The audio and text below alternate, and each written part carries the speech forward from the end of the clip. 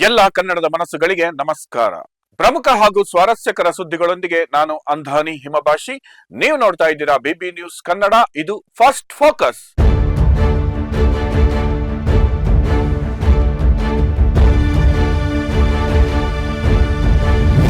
ಮೊದಲಿಗೆ first focus ಸುದ್ದಿಯ ಮುಖ್ಯಾಂಶಗಳು. ಕಾಂಗ್ರೆಸ್ ಹೈಕಮಾಂಡ್ ನಿಂದ ಕಡೆಗಣನೆ, ಕುತೂಹಲ ಮೂಡಿಸಿದ ಡಿಕೆಸಿ ಹೇಳಿಕೆ. ಧರಮ್ ಸಿಂಗ್ ಜನ್ಮದಿನ, ವಿಶೇಷ ಆಚರಣೆ ಮಾಡಿದ ಕಲ್ಯಾಣ ಕರ್ನಾಟಕ. ಬಾಂಗ್ಲಾದೇಶಕ್ಕೆ ಬಂದ ಹೊಸ ನಾಯಕ, ಆಗ್ತಾರಾ ಮುಂದಿನ ಪ್ರಧಾನಿ. ದಿಢೀರ್ ದುಬಾರಿ ರೈಲ್ವೆ ಪ್ರಯಾಣ, ಇಂದಿನಿಂದಲೇ ಜಾರಿ ಹೊಸ ದರ. ಅರಮನೆ ಆವರಣದಲ್ಲಿ ಸ್ಫೋಟ, ಮೈಸೂರಿನಲ್ಲಿ ಪ್ರವಾಸಿಗರ ಆತಂಕ. ಸ್ಯಾಂಡಲ್ವುಡ್ ಸ್ಟಾರ್ ವಾರ್, ಬುದ್ಧಿ ಹೇಳಿದ ಹ್ಯಾಟ್ರಿಕ್ ಹೀರೋ. ಇದೀಗ ವಾರ್ತೆಗಳ ವಿವರ. ಕಾಂಗ್ರೆಸ್ ಹೈಕಮಾಂಡ್ ನಿಂದ ಕಡೆಗಣನೆ, ಕುತೂಹಲ ಮೂಡಿಸಿದ ಡಿಕೆಶಿ ಹೇಳಿಕೆ. ಕರ್ನಾಟಕದಲ್ಲಿ ಮುಖ್ಯಮಂತ್ರಿ ಕುರ್ಚಿ ಬದಲಾವಣೆಯ ಕುರಿತು ಚರ್ಚೆಗಳು ತೀವ್ರಗೊಂಡಿರುವ ಬೆನ್ನಲ್ಲೇ ಉಪಮುಖ್ಯಮಂತ್ರಿ ಡಿಕೆ ಶಿವಕುಮಾರ್ ಅವರು ಗುರುವಾರ ಎಐಸಿಸಿ ಅಧ್ಯಕ್ಷ ಮಲ್ಲಿಕಾರ್ಜುನ ಖರ್ಗೆ ಅವರನ್ನ ಬೆಂಗಳೂರಿನಲ್ಲಿ ಭೇಟಿಯಾಗಿ ಮಾತುಕತೆ ನಡೆಸಿದ್ದಾರೆ. ಡಿಸೆಂಬರ್ 27ರಂದು ದೆಹಲಿಯಲ್ಲಿ ನಡೆಯಲಿರುವ ಕಾಂಗ್ರೆಸ್ ಕಾರ್ಯಕಾರಿ ಸಮಿತಿ ಸಭೆಗೆ ಸಿಎಂ ಸಿದ್ದರಾಮಯ್ಯ ಅವರಿಗೆ ಮಾತ್ರ ಆಹ್ವಾನ ಸಿಕ್ಕಿದ್ದು, ಶಿವಕುಮಾರ್ ಅವರಿಗೆ ಆಹ್ವಾನ ಬಂದಿಲ್ಲ. ಈ ಬೆಳವಣಿಗೆಗಳ ನಡುವೆ ಖರ್ಗೆ ಅವರೊಂದಿಗಿನ ಭೇಟಿ ರಾಜಕೀಯ ವಲಯದಲ್ಲಿ ಕುತೂಹಲ ಮೂಡಿಸಿದೆ. ಮಾಧ್ಯಮಗಳೊಂದಿಗೆ ಮಾತನಾಡಿದ ಡಿಕೆ ಶಿವಕುಮಾರ್ ಸಿಡಬ್ಲ್ಯೂಸಿ ಸಭೆಗೆ ತಮ್ಮನ್ನು ಕರೆದಿಲ್ಲ ಎಂದು ಸ್ಪಷ್ಟಪಡಿಸಿದರು. ನಾಯಕತ್ವ ಬದಲಾವಣೆಯ ಬಗ್ಗೆ ಕೇಳಿದ ಪ್ರಶ್ನೆಗೆ ಉತ್ತರಿಸಿದ ಅವರು, ಹೈಕಮಾಂಡ್ ನಿರ್ಧಾರಕ್ಕೆ ತಾವಿಬ್ಬರು ಬದ್ಧರಾಗಿರುವುದಾಗಿ ತಿಳಿಸಿದರು. ನಾನು ಪಕ್ಷದ ಶಿಸ್ತಿನ ಸಿಪಾಯಿ. ಪೋಸ್ಟರ್ ಅಂಟಿಸುವುದರಿಂದ ಹಿಡಿದು ಪಕ್ಷದ ಅಧ್ಯಕ್ಷನಾಗುವವರೆಗೆ ಎಲ್ಲ ಕೆಲಸ ಮಾಡಿದ್ದೇನೆ. ಹೈಕಮಾಂಡ್ ಸೂಚಿಸಿದರೆ ದೆಹಲಿಗೆ ಹೋಗುತ್ತೇನೆ ಎಂದು ಅವರು ಹೇಳಿದರು. ರಾಜ್ಯ ಕಾಂಗ್ರೆಸ್ನಲ್ಲಿರುವ ಗೊಂದಲಗಳ ಬಗ್ಗೆ ಇತ್ತೀಚೆಗಷ್ಟೇ ಅಸಮಾಧಾನ ವ್ಯಕ್ತಪಡಿಸಿದ್ದ ಖರ್ಗೆ, ಸ್ಥಳೀಯ ನಾಯಕರು ಜವಾಬ್ದಾರಿಯಿಂದ ವರ್ತಿಸಬೇಕು ಎಂದು ಸೂಚನೆ ನೀಡಿದ್ದರು. ಈ ರಾಜಕೀಯ ಬೆಳವಣಿಗೆಗಳ ನಡುವೆ ಸಿದ್ದರಾಮಯ್ಯ ಅವರು ಡಿಸೆಂಬರ್ 26ರಂದು ದೆಹಲಿಗೆ ತೆರಳುತ್ತಿದ್ದಾರೆ. ಮುಖ್ಯಮಂತ್ರಿಗಳ ದೆಹಲಿ ಭೇಟಿಯ ನಂತರ ನಾಯಕತ್ವದ ಗೊಂದಲಕ್ಕೆ ತೆರೆ ಬೀಳಲಿದೆ ಎಂಬ ಕುತೂಹಲ ಮೂಡಿಸಿದೆ. This trip, I am not meeting anyone. This trip, I am not meeting anyone because I think no one is here in Bangalore. Kharge Saab is in Delhi, according to me. I think Raoji has come yesterday. I don't want to disturb you. So you are happy to continue as deputy CM for full 5 years? Huh? Are you happy I to love continue? to be a party worker than any position in the party. That is permanent for me. From 1980 I am a party worker. Until today I am continuing to be 45 years.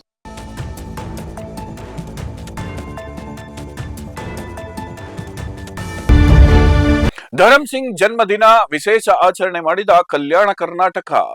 ಮಾಜಿ ಮುಖ್ಯಮಂತ್ರಿ ಮತ್ತು ಸರಳ ಸಜ್ಜನಿಕೆಯ ರಾಜಕಾರಣಿ ದಿವಂಗತ N Dharam Singh ಅವರ ಜನ್ಮದಿನವನ್ನು ಕಲಬುರಗಿಯಲ್ಲಿ ಅತ್ಯಂತ ಅರ್ಥಪೂರ್ಣವಾಗಿ ಆಚರಿಸಲಾಯಿತು.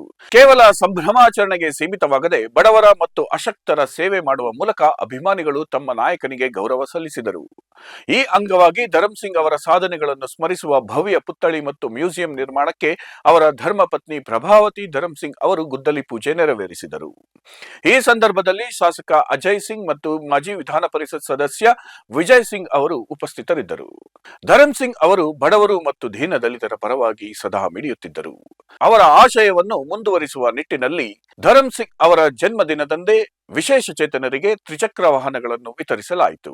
ಇದರೊಂದಿಗೆ ಧರಮ್ ಸಿಂಗ್ ಫೌಂಡೇಶನ್ ವತಿಯಿಂದ ಬೃಹತ್ ರಕ್ತದಾನ ಶಿಬಿರವನ್ನು ಆಯೋಜಿಸಲಾಗಿತ್ತು.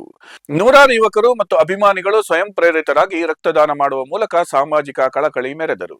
ರಾಜಕೀಯ ಮುಖಂಡರು ಹಾಗೂ ಅಪಾರ ಸಂಖ್ಯೆಯ ಅಭಿಮಾನಿಗಳ ಸಮ್ಮುಖದಲ್ಲಿ ನಡೆದ ಈ ಕಾರ್ಯಕ್ರಮಗಳು ಧರಮ್ ಸಿಂಗ್ ಅವರ ಜನಪರ ಕಾಳಜಿಯನ್ನು ನೆನಪಿಸುವಂತಿದ್ದವು. ಪ್ರಸ್ತುತ ಕೆಕೆಆರ್ಡಿಬಿ ಅಧ್ಯಕ್ಷರಾಗಿರುವ ಧರಮ್ ಸಿಂಗ್ ಅವರ ಪುತ್ರ ಕಲ್ಯಾಣ ಕರ್ನಾಟಕ ಭಾಗದ ಅಭಿವೃದ್ಧಿಗಾಗಿ ತಂದೆ ಹಾಕಿಕೊಟ್ಟ ಹಾದಿಯಲ್ಲಿ ನಡೆಯುವುದಾಗಿ ಕೆಲಸದ ಮೂಲಕವೂ ತೋರಿಸಿಕೊಟ್ಟಿದ್ದು ವಿಶೇಷವಾಗಿತ್ತು.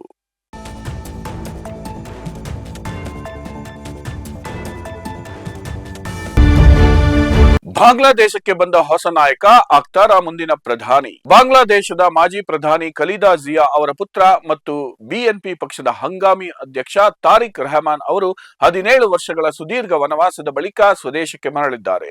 ವಿಮಾನ ನಿಲ್ದಾಣಕ್ಕೆ ಆಗಮಿಸಿದ ಅವರಿಗೆ ಬೆಂಬಲಿಗರು ಅದ್ದೂರಿ ಸ್ವಾಗತ ಕೋರಿದರು. ಈ ವೇಳೆ ಅತ್ಯಂತ ಭಾವುಕರಾದ ರೆಹಮಾನ್ ವಿಮಾನದಿಂದ ಇಳಿಯುತ್ತಿದ್ದಂತೆ ತಮ್ಮ ಬೂಟುಗಳನ್ನು ತೆಗೆದಿಟ್ಟು ಮಾತೃಭೂಮಿಯ ಮಣ್ಣನ್ನು ಕೈಗೆತ್ತಿಕೊಂಡು ಗೌರವ ಸಲ್ಲಿಸಿದರು. ಪ್ರಧಾನಿ ಹುದ್ದೆ ಆಕಾಂಕ್ಷಿಯಾಗಿರುವ ಅವರು ತಮ್ಮ ತಾಯಿಯ ಅನಾರೋಗ್ಯದ ಹಿನ್ನೆಲೆಯಲ್ಲಿ ಈಗ ಪಕ್ಷದ ಸಂಪೂರ್ಣ ಜವಾಬ್ದಾರಿ ವಹಿಸಿಕೊಳ್ಳುವ ನಿರೀಕ್ಷೆ ಇದೆ. ಸ್ವದೇಶಕ್ಕೆ ಮರಳಿದ ನಂತರ ತಮ್ಮ ಮೊದಲ ಭಾಷಣದಲ್ಲಿ ರೆಹಮಾನ್ ಒಗ್ಗಟ್ಟಿನ ಮಂತ್ರ ಜಪಿಸಿದರು. ಬಾಂಗ್ಲಾದೇಶವು ಮುಸ್ಲಿಂ, ಹಿಂದೂ, ಬೌದ್ಧ ಮತ್ತು ಕ್ರಿಶ್ಚಿಯನ್ ಸೇರಿದಂತೆ ಎಲ್ಲ ಧರ್ಮದವರಿಗೂ ಸೇರಿದ್ದು, ನಾವೆಲ್ಲ ಒಟ್ಟಾಗಿ ಸುರಕ್ಷಿತ ರಾಷ್ಟ್ರವನ್ನ ನಿರ್ಮಿಸೋಣ ಎಂದು ಕರೆ ನೀಡಿದರು. ದೇಶಕ್ಕಾಗಿ ಎಲ್ಲವನ್ನೂ ತ್ಯಾಗ ಮಾಡಿದ ತಮ್ಮ ತಾಯಿಯ ಬಗ್ಗೆ ಕೃತಜ್ಞತೆ ಸಲ್ಲಿಸಿದ ಅವರು ಹುತಾತ್ಮರ ಕನಸಿನ ದೇಶವನ್ನು ಕಟ್ಟಲು ಜನರು ಸನ್ನದ್ಧರಾಗಬೇಕು ಎಂದರು. ರಾಜಧಾನಿ ಢಾಕಾದಲ್ಲಿ ಜಮಾಯಿಸಿದ ಸಾವಿರಾರು ಬೆಂಬಲಿಗರು ದೇಶದ ಈಗಿನ ಕಠಿಣ ಪರಿಸ್ಥಿತಿಯನ್ನು ರೆಹಮಾನ್ ಅವರ ನಾಯಕತ್ವ ಮಾತ್ರ ಸರಿಪಡಿಸಬಲ್ಲದು ಎಂದು ಆಶಯ ವ್ಯಕ್ತಪಡಿಸಿದರು.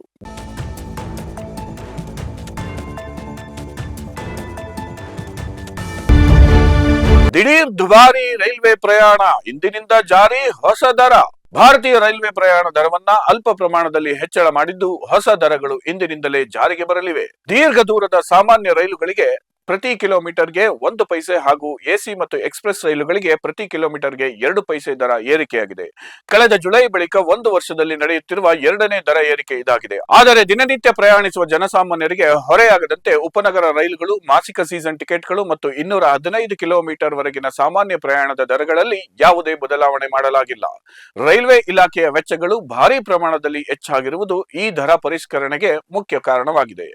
ವಿಶೇಷವಾಗಿ ಸಿಬ್ಬಂದಿ ವೇತನ ಮತ್ತು ಪಿಂಚಣಿ ವೆಚ್ಚಗಳು ವರ್ಷದಿಂದ ವರ್ಷಕ್ಕೆ ಏರಿಕೆಯಾಗುತ್ತಿದ್ದು, ಪ್ರಯಾಣಿಕರ ಸುರಕ್ಷತೆ ಮತ್ತು ರೈಲ್ವೆ ವ್ಯವಸ್ಥೆಯ ಆಧುನೀಕರಣಕ್ಕಾಗಿ ಹೆಚ್ಚಿನ ಹಣದ ಅಗತ್ಯವಿದೆ ಎಂದು ಸಚಿವಾಲಯ ತಿಳಿಸಿದೆ.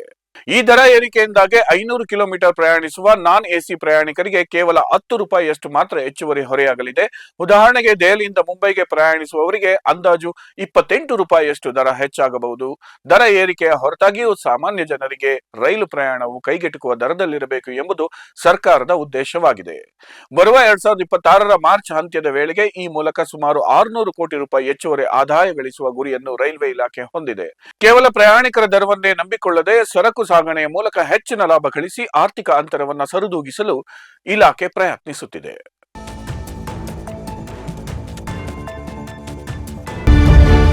ಅರಮನೆ ಆವರಣದಲ್ಲಿ ಸ್ಫೋಟ, ಮೈಸೂರಿನಲ್ಲಿ ಪ್ರವಾಸಿಗರ ಆತಂಕ.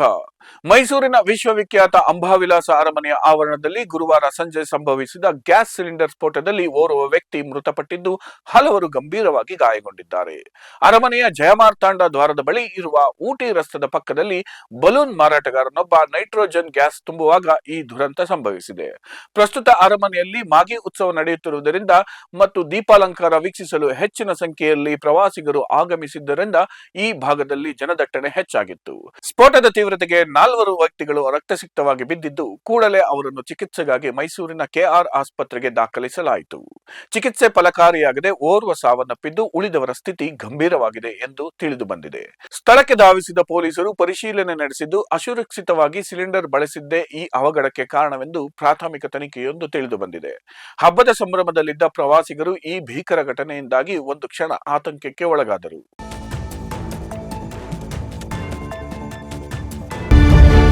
ಅಚ್ಚರಿಯ ಬೆಳವಣಿಗೆಯಲ್ಲಿ ವಿಜಯ್ ಹಜಾರೆ ಟ್ರೋಫಿಯಿಂದ ವೈಭವ್ ಸೂರ್ಯವಂಶಿ ಹೊರಗೆ. ಭಾರತೀಯ ಕ್ರಿಕೆಟ್ನ ಉದಯೋನ್ಮುಖ ತಾರೆ ವೈಭವ್ ಸೂರ್ಯವಂಶಿ ವಿಜಯ್ ಹಜಾರೆ ಟೂರ್ನಿಯಿಂದ ಹೊರಗುಳಿಯಲಿದ್ದಾರೆ. ಕೇವಲ 36 ಎಸೆತಗಳಲ್ಲಿ ಶತಕ ಸಿಡಿಸಿದ್ದ, ವಿಶ್ವ ದಾಖಲೆ ಬರೆದಿದ್ದ ಬಿಹಾರದ ಈ ಯುವ ಬ್ಯಾಟ್ಸ್ಮನ್ ಇದೀಗ ಕೇಂದ್ರ ಸರ್ಕಾರದ ಗೌರವಕ್ಕೆ ಪಾತ್ರರಾಗಿದ್ದಾರೆ. ಇಂದು ನವದೆಹಲಿಯ ರಾಷ್ಟ್ರಪತಿ ಭವನದಲ್ಲಿ ನಡೆಯಲಿರುವ ಸಮಾರಂಭದಲ್ಲಿ ರಾಷ್ಟ್ರಪತಿ ದ್ರೌಪದಿ ಮುರ್ಮು ಅವರಿಂದ ವೈಭವ್ ಪ್ರಧಾನಮಂತ್ರಿ ರಾಷ್ಟ್ರೀಯ ಬಾಲ ಪ್ರಶಸ್ತಿ ಸ್ವೀಕರಿಸಲಿದ್ದಾರೆ. ಈ ಹಿನ್ನೆಲೆಯಲ್ಲಿ ಅವರು ದೆಹಲಿಗೆ ಪ್ರಯಾಣ ಬೆಳೆಸಿದ್ದು, ಪ್ರಧಾನಿ ನರೇಂದ್ರ ಮೋದಿ ಅವರನ್ನು ಭೇಟಿಯಾಗಲಿದ್ದಾರೆ. ವೈಭವ್ ಇತ್ತೀಚೆಗೆ ಅರುಣಾಚಲ ಪ್ರದೇಶದ ವಿರುದ್ಧ ಅಬ್ಬರದ ಬ್ಯಾಟಿಂಗ್ ನಡೆಸಿ ಕೇವಲ 84 ಎಸೆತಗಳಲ್ಲಿ 190 ರನ್ ಗಳಿಸಿದ್ದರು. ಈ ವೇಳೆ ಅವರು ಎಬಿ ಡಿವಿಲಿಯರ್ಸ್ ಅವರ ವೇಗದ 150 ರನ್ಗಳ ದಾಖಲೆಯನ್ನು ಮುರಿದು ಅಚ್ಚರಿ ಮೂಡಿಸಿದರು. ಪ್ರಶಸ್ತಿ ಪ್ರದಾನ ಸಮಾರಂಭದ ಕಾರಣ ಅವರು ಗುರುವಾರದ ಪಂದ್ಯದಿಂದ ಹೊರಗುಳಿಯಲಿದ್ದಾರೆ. ಇದರ ಬೆನ್ನಲ್ಲೇ ಅವರು ದಕ್ಷಿಣ ಆಫ್ರಿಕಾ ಪ್ರವಾಸ ಕೈಗೊಳ್ಳಲಿರುವ ಭಾರತದ ಅಂಡರ್-19 ತಂಡವನ್ನ ಸೇರಿಕೊಳ್ಳಲಿದ್ದಾರೆ. ಹೀಗಾಗಿ ಜನವರಿ 4ರಿಂದ ನಡೆಯಲಿರುವ ಏಕದಿನ ಸರಣಿಯಲ್ಲಿ ವೈಭವ್ ಮತ್ತೆ ಬ್ಯಾಟ್ ಹಿಡಿದು ಮೈದಾನಕ್ಕಿಳಿಯಲಿದ್ದಾರೆ.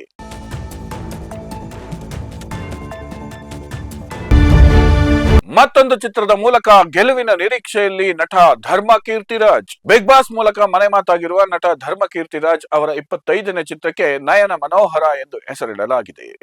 ಬೆಂಗಳೂರು ಮೂಲದ ಉದ್ಯಮಿ ಅನುಸ್ ಸಿದ್ದಪ್ಪ ಅವರು ನಿರ್ಮಾಪಕರಾಗಿ ಕನ್ನಡ ಚಿತ್ರರಂಗಕ್ಕೆ ಪಾದಾರ್ಪಣೆ ಮಾಡುತ್ತಿದ್ದಾರೆ. ಇತ್ತೀಚೆಗೆ ನಡೆದ ಕಾರ್ಯಕ್ರಮದಲ್ಲಿ ಚಿತ್ರದ ಟೀಸರ್ ಮತ್ತು ಪೋಸ್ಟರ್ ಬಿಡುಗಡೆ ಮಾಡಲಾಗಿದ್ದು, ಚಿತ್ರರಂಗದ ಗಣ್ಯರು ತಂಡಕ್ಕೆ ಶುಭ ಹಾರೈಸಿದ್ದಾರೆ. ಪುನೀತ್ ಕೆಜೆಆರ್ ಈ ಚಿತ್ರವನ್ನ ನಿರ್ದೇಶಿಸುತ್ತಿದ್ದು, ನಿಮ್ಮನ್ನು ನೀವೇ ಪರಿಚಯಿಸಿಕೊಳ್ಳುವ ಸುಂದರ ಕವಿತೆ ಎಂಬ ಆಕರ್ಷಕ ಟ್ಯಾಗ್ಲೈನ್ ನೊಂದಿಗೆ ಸಿನಿಮಾದ ಮೇಲಿನ ಕುತೂಹಲವನ್ನು ಹೆಚ್ಚಿಸಿದ್ದಾರೆ. ಈ ಸಿನಿಮಾದಲ್ಲಿ ಧರ್ಮ ಕೀರ್ತಿರಾಜ್ 3 ವಿಭಿನ್ನ ಛಾಯೆಗಳಿರುವ ಪಾತ್ರದಲ್ಲಿ ಕಾಣಿಸಿಕೊಳ್ಳುತ್ತಿದ್ದು, ಅವರ ಹೊಸ ಲುಕ್ ಅಭಿಮಾನಿಗಳ ಗಮನ ಸೆಳೆಯುತ್ತಿದೆ. ತಮ್ಮ ಈ ರೂಪಾಂತರಕ್ಕೆ ನಿರ್ಮಾಪಕ ಅನುಷ್ ಅವರೇ ಕಾರಣ ಎಂದು ಧರ್ಮ ಕೃತಜ್ಞತೆ ಸಲ್ಲಿಸಿದ್ದಾರೆ. ಚಿತ್ರಕ್ಕೆ ವಾಸುಕಿ ವೈಭವ್ ಸಂಗೀತ ನೀಡುತ್ತಿದ್ದು, ಇದು ಸಿನಿಮಾದ ಮತ್ತೊಂದು ದೊಡ್ಡ ಶಕ್ತಿಯಾಗಲಿದೆ. ಕಾರ್ಯಕ್ರಮದಲ್ಲಿ ಮುಖ್ಯ ಅತಿಥಿಗಳಾಗಿ ಭಾಗವಹಿಸಿದ್ದ ನಟಿ ಪ್ರಿಯಾಂಕಾ ಉಪೇಂದ್ರ ಮತ್ತು ನಟ ವಿನೋದ್ ಪ್ರಭಾಕರ್ ಟೀಸರ್ ಅದ್ಭುತವಾಗಿ ಮೂಡಿಬಂದಿದೆ ಎಂದು ಮೆಚ್ಚುಗೆ ವ್ಯಕ್ತಪಡಿಸಿದರು. ಪ್ರೇಕ್ಷಕರು ಕನ್ನಡ ಸಿನಿಮಾಗಳನ್ನು ಬೆಂಬಲಿಸಬೇಕೆಂದು ಅವರು ಮನವಿ ಮಾಡಿದರು.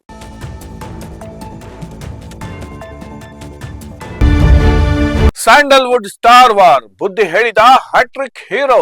ಕನ್ನಡ ಚಿತ್ರರಂಗದ ಸ್ಟಾರ್ ನಟರ ಅಭಿಮಾನಿಗಳ ನಡುವೆ ನಡೆಯುತ್ತಿರುವ ಸಾಮಾಜಿಕ ಜಾಲತಾಣದ ಸಂಘರ್ಷ ಅಥವಾ ಫ್ಯಾನ್ ವಾರ್ ಕುರಿತು ಹ್ಯಾಟ್ರಿಕ್ ಹೀರೋ ಶಿವರಾಜ್ ಕುಮಾರ್ ಇದೇ ಮೊದಲ ಬಾರಿಗೆ ಮನಬಿಚ್ಚಿ ಮಾತನಾಡಿದ್ದಾರೆ. ವಿಶೇಷವಾಗಿ ನಟರಾದ ದರ್ಶನ್ ಮತ್ತು ಸುದೀಪ್ ಅವರ ಅಭಿಮಾನಿಗಳ ನಡುವಿನ ಕಿತ್ತಾಟ ತಾರಕಕ್ಕೇರಿರುವ ಈ ಸಂದರ್ಭದಲ್ಲಿ ಶಿವಣ್ಣ ಅವರು ನೀಡಿರುವ ಶಾಂತಿಯ ಸಂದೇಶ ಮಹತ್ವ ಪಡೆದುಕೊಂಡಿದೆ.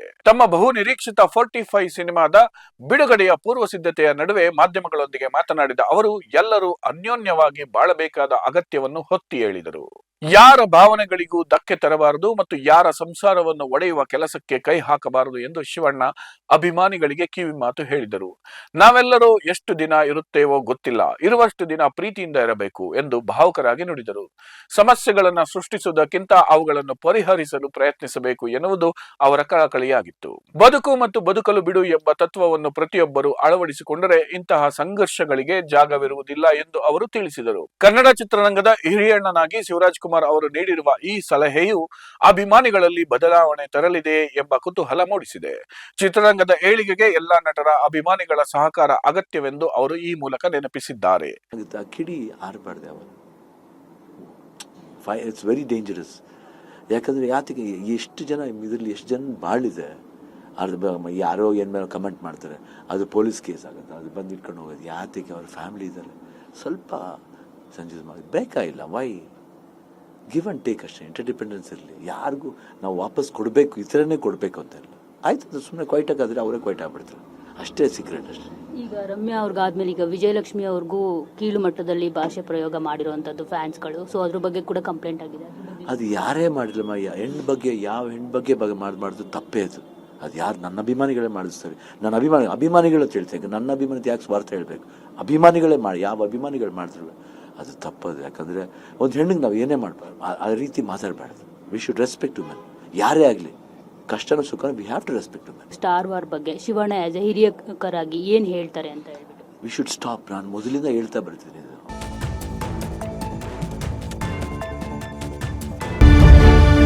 ಇದಾಗಿತ್ತು ಈ ಕ್ಷಣದ ನ್ಯೂಸ್ ಫಸ್ಟ್ ಫೋಕಸ್.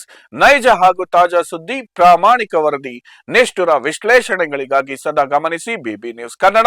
ಇದು ಕನ್ನಡಿಗರ ಪ್ರತಿಧ್ವನಿ.